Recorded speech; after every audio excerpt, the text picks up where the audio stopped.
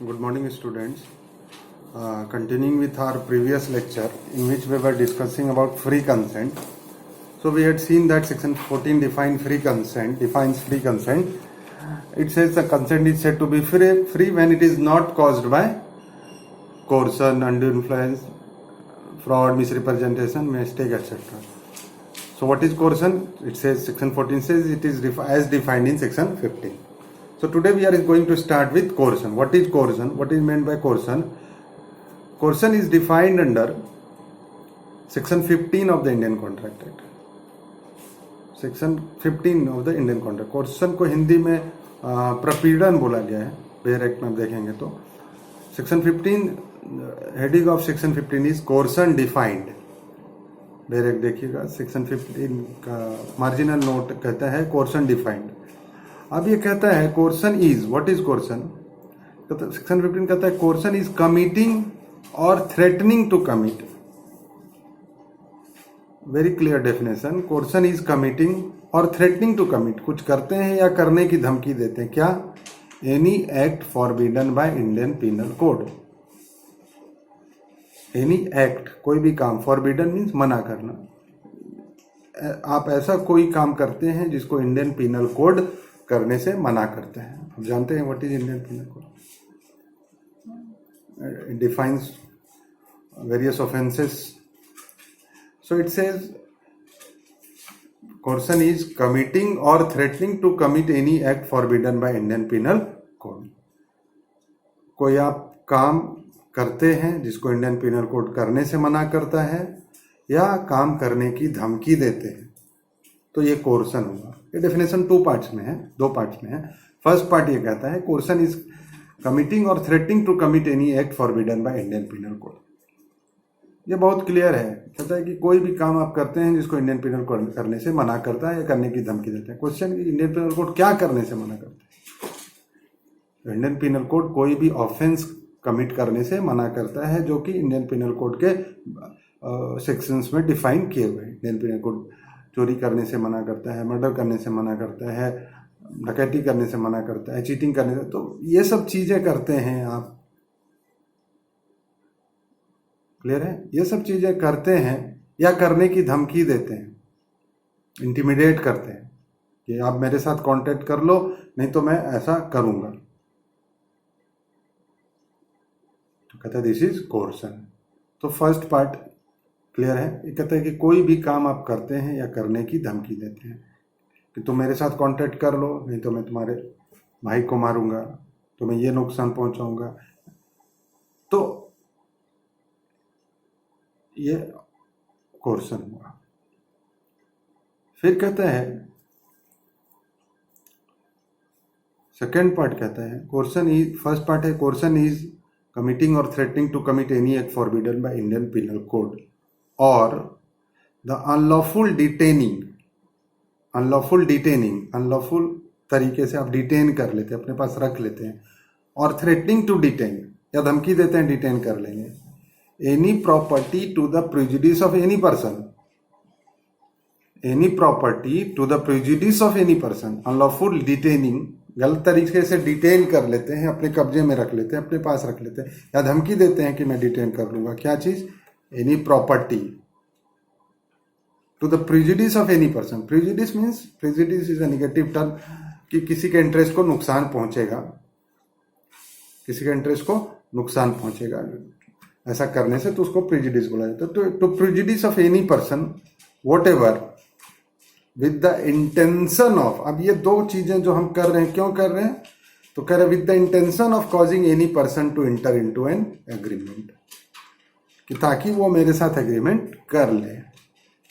हम कोई काम करते हैं, धमकी देते हैं जिसको इंडियन पिनल करने से मना करता है. क्यों ये कर रहे हैं? ताकि वो मेरे साथ एग्रीमेंट कर ले. तो इस इंटेंशन से अगर किया गया है तो बोला जाएगा कि यहां पे कोर्सन apply. So this definition is in two parts. First, it relates to Indian Penal Code and basically relates to offences defined in Indian Penal Code. And second part is the detainment of property, unlawful detainment of property or threatening to detain. If these two acts are done with the intention of causing any person to enter into an agreement, then it is said that the coercion has been. Now there are some issues, there are some points raised here. The first part of the definition says, what is coercion? Coercion is committing or threatening to commit any act forbidden by Indian Penal Code.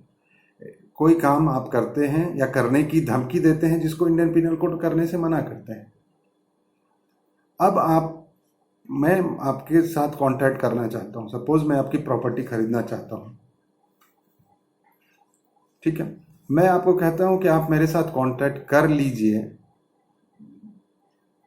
नहीं तो मैं आपके against झूठा case कर दूंगा, criminal prosecution, criminal case file कर दूंगा.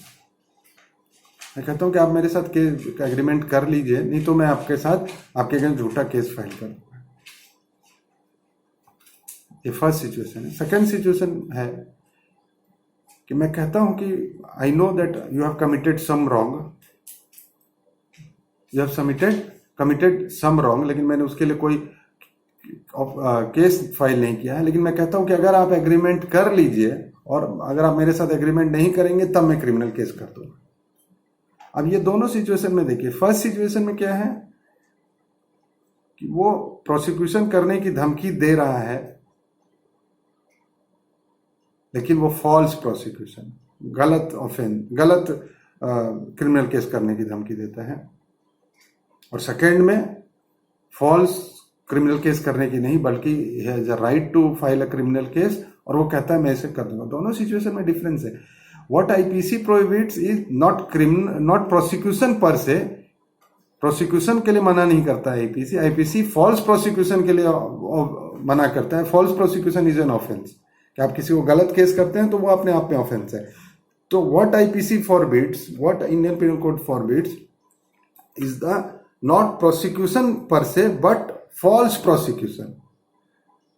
तो पहले सिचुएशन में जहां मैं कहता हूं कि मैं आपको झूठे केस में फंसा दूंगा, ये काम करने से आईपीसी मना करता है, और इसके ये कह के मैं आपके साथ एग्रीमेंट करता हूं तो ये कोर्सन हुआ. लेकिन सेकेंड सिचुएशन में जहां पे मुझे क्रिमिनल केस फाइल करने का राइट है और मैं उसके लिए कहता हूं मैं कर दूंगा, लेकिन अगर ये प्रोसिक्यूशन फॉल्स नहीं है तो ये कोर्सन नहीं हुआ, बिकॉज इसको आईपीसी करने से मना नहीं करता है. Rather it is IPC entitles me to file a criminal case against you, and therefore the IPC does not prohibit it, and therefore it is not coercion. समझ रहे हैं? This is the difference. So to file a criminal case, start a prosecution per se is not prohibited by Indian Penal Code, so it is not coercion. But start a false criminal case is prohibited by Indian Penal Code, and therefore it would amount to coercion. The second issue, a very interesting issue which arises in the case of Chikkam Ammi Raju versus Chikkam Sesamma. The case of Chikkam Ammi Raju versus Chikkam Sesamma in the year 1917 in the Madras High Court. In this case, what happened? One of the party threatened the other party. Party was one of the party wife threatened her husband to commit suicide. That if you don't enter into contract with me, if you don't give certain property to our relatives, if you don't enter in this contract, then I will commit suicide. Now the question is whether she has employed coercion or not. यहाँ पे उसने कोर्सन apply किया या नहीं किया. उसने कहा कि आप मेरे साथ एग्रीमेंट कर लीजिए, नहीं तो मैं सुसाइड कर लूंगी. So whether this threat to commit amounts to coercion within the meaning of section 15 of Indian contract और सो इसमें मेजॉरिटी जजमेंट आया, कुछ माइनॉरिटी ओपिनियन भी था, but basically difference of opinion was on the issue whether suicide is an act forbidden by Indian penal code और not. So if it is an act forbidden by Indian Penal Code, then obviously it will amount to coercion. Act has been forbidden by Indian Penal Code and you are giving threat to that, and therefore it will coercion. So the question was whether suicide is an act forbidden by Indian Penal Code or not. अगर Indian penal code suicide को करने से मना करता है तो उसको करने की अगर मैं धमकी देता हूं तो वो कोर्सन हुआ। अब यहाँ पे जो पार्टी है जिसने कोर्सन अप्लाई किया उसने ये डिफेंस लिया कि इंडियन पिनल कोड सुसाइड करने से मना नहीं करता है, does not prohibit the committing of the offense of suicide, and therefore threat to commit suicide is not coercion under section 15. Section 15 कहता है कुछ काम करने की धमकी देते हैं जिसको इंडियन पिनल कोड मना करते हैं। उसने कहा कि यहाँ पे मैंने कुछ ऐसे करने की धमकी नहीं दी है जिसको इंडियन पिनल कोड मना करता है। इंडियन पिनल कोड अटेम्प्ट को पनिश करता है। सेक्शन 309 में Indian penal code attempt to commit suicide is punishable, उसके लिए पनिशमेंट है, उसको अटेम्प्ट करने से मना करता है, लेकिन सुसाइड के लिए कोई पनिशमेंट नहीं है, इसलिए कोर्सन नहीं हुआ। लेकिन मेजॉरिटी जजमेंट ने कहा Indian majority judgment did not accept this view. Majority judgment said that Indian penal code does not give any punishment for suicide for the simple reason that after the suicide is completed, no one is left there to give punishment. कि अगर suicide कर लिया उसने तो उसके बाद punishment किसको देंगे? वो बचा ही नहीं है, इसलिए उसको पनिशमेंट नहीं मिल रहा है, रादर देन कि हम उसको मना नहीं कर रहे हैं। चूंकि उसने सुसाइड सक्सेसफुल हो गया तो is dead and there no one left to be punish. But अगर अनसक्सेसफुल हुआ then he will be punished for attempt to commit suicide and IPC prohibits it. So the majority judgment said the attempt to commit suicide is punishable, forbidden, as well as suicide is also forbidden. Therefore, and for that reason only, therefore attempt is also forbidden. Suicide is also forbidden, but it is not punishable for the simple reason that no one survives after the completion of suicide to be punished. तो कोई बचा ही नहीं है कि उसको किसको punishment दिया जा सके, इसलिए वहां पे पनिशमेंट का कोई प्रोविजन नहीं है। लेकिन आप बच जाते हैं तो पनिशमेंट का प्रोविजन से हो। Therefore threat to commit suicide is covered within the definition of section 15 of the Indian Contract Act, which says coercion is committing or threatening to commit any act forbidden by Indian Penal Code, and Indian Penal Code forbids the commission of the suicides, and therefore if she is giving the threat to commit suicide, then obviously it will amount to coercion within the meaning of section 15. Now coming to the difference on this point between English law and Indian law. In English law, the coercion has been given under the name of duress. English law में भी कोर्सन है, लेकिन वहां पे इसको कोर्सन नहीं बल्कि duress बोला जाता है, और वहां पे इसको बहुत लिमिटेड है ड्यूरेस का। सो डिफरेंस है इंडियन लॉ और इंग्लिश लॉ में। इंग्लिश लॉ में इसको ड्यूरेस बोला गया है। इंग्लिश लॉ में जो ड्यूरेस है it covers only loss of life और बॉडीली हार्म। ये सिर्फ लॉस ऑफ लाइफ और बॉडीली हार्म को ड्यूरेस के डेफिनेशन में कवर करता है कि लॉस ऑफ लाइफ हो या बॉडीली हार्म हो या उसको करने की धमकी देते हैं तो वो ड्यूरेस माना जाएगा, but it does not cover goods, does not apply to property as our definition under section 15। जैसा कि हमारे डेफिनेशन में section 15 of Indian contract act में ये प्रॉपर्टी पर भी अप्लाई होता है, लेकिन इंग्लिश लॉ जो ड्यूरेस है वो प्रॉपर्टी पर अप्लाई नहीं होता है। It applies only to loss of life or bodily harm or threat of loss to life or bodily harm. So first difference is that our Indian law is comparatively broader on this point. It covers loss of life, threat of life, bodily harm as well as the property, but duress does not cover the property part. The second difference is that the coercion may be applied even against an stranger. कोर्सन किसी के भी against apply कर सकते हैं कि मैं third person है, मेरा कोई फ्रेंड है, कोई भी मेरा एक्विंटेंस है, उसको धमकी दे के आप मेरे साथ कॉन्ट्रैक्ट करते हैं, एग्रीमेंट करते हैं, तो वो कोर्सन माना जाएगा। बट इंग्लिश लॉ में ऐसा नहीं है। In English law the coercion or duress, as it is called in English law, duress must be applied against a party to the agreement or his parent, wife or child, means very close relative. It must be applied against the party or his wife or parent or child, but only then it will be covered under duress. But in Indian law, coercion may be applied not only against these persons, but even against a stranger to the contract. So as a whole, our definition of coercion as given under section 15 of the Indian Contract Act is comparatively broader, बड़ा है, ये ज़्यादा scope cover करता है, ये property को भी cover करता है और स्ट्रेंजर को भी, किसी बाहरी आदमी के भी अगेंस्ट कोर्सन अप्लाई हो सकता है, लेकिन ड्यूरेस अप्लाई नहीं हो सकता। So this is the whole law relating to coercion. Coercion से रिलेटेड ये लॉ सेक्शन 15 में दिया हुआ है। कभी कभी इससे क्वेश्चन आता है कि what is कोर्सन, define कोर्सन, how it is different from undue influence. Undue influence से क्या अंतर है? तो अनड्यू इन्फ्लुएंस हम लोग पढ़ेंगे, सेक्शन 16 में डिफाइन किया हुआ है कि what is undue influence. So this is the whole law relating to section कोर्सन।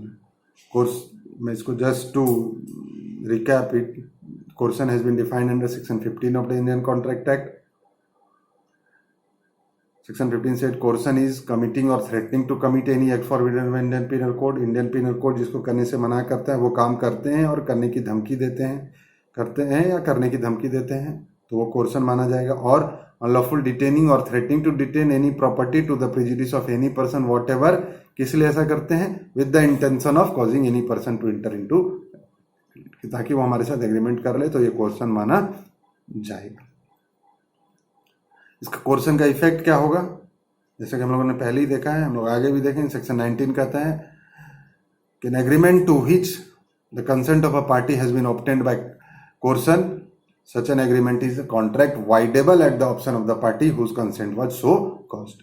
जिसके ऊपर कोर्सन अप्लाई करके कंसेंट लिया गया, तो उस पार्टी के ऑप्शन पर कॉन्ट्रैक्ट क्या होगा? वाइडेबल। कि आपने अगर मेरे ऊपर कोर्सन किया है, मेरे ऊपर कुछ जबरदस्ती करके कॉन्ट्रैक्ट किया है, तो वो कॉन्ट्रैक्ट क्या है? मेरे ऑप्शन पर वाइडेबल है। वाइडेबल जैसा कि हम लोगों ने पढ़ा सेक्शन 2I में डिफाइन किया हुआ। वाइडेबल मीन्स कि जिसके साथ गलत हुआ, अगर मेरे साथ गलत हुआ है तो मैं चाहूँ तो इसको कोर्ट के द्वारा कैंसिल कर सकता हूँ, और चाहें तो इसको कंफर्म कर सकता हूँ। Then it will be binding on both the parties. So the effect of coercion is that the contract becomes voidable at the option of the party whose consent was taken by coercion। जिसके ऊपर कोर्सन apply करके consent लिया गया था, उस party के option पर, उस पार्टी के चॉइस पर ये कॉन्ट्रैक्ट क्या होगा? वाइडेबल होगा। सो this is section 15। Next section is section 16। Section 16 defines undue influence. Section 16 बोलता है अनड्यू इन्फ्लुएंस। अनड्यू इन्फ्लुएंस का भी वही इफेक्ट है। सेक्शन 19 कहता है कि अगर अनड्यू इन्फ्लुएंस करके किसी के साथ कॉन्ट्रैक्ट किया गया है, तो वो कॉन्ट्रैक्ट क्या होगा? वाइडेबल होगा at the option of the parties whose consent was taken by exercise of undue influence. So we will discuss the law relating to undue influence under section 16 in the next lecture. In the next lecture, we'll discuss what is undue influence, how it is defined under section 16, what are its ingredients and difference between coercion and undue influence. Thank you.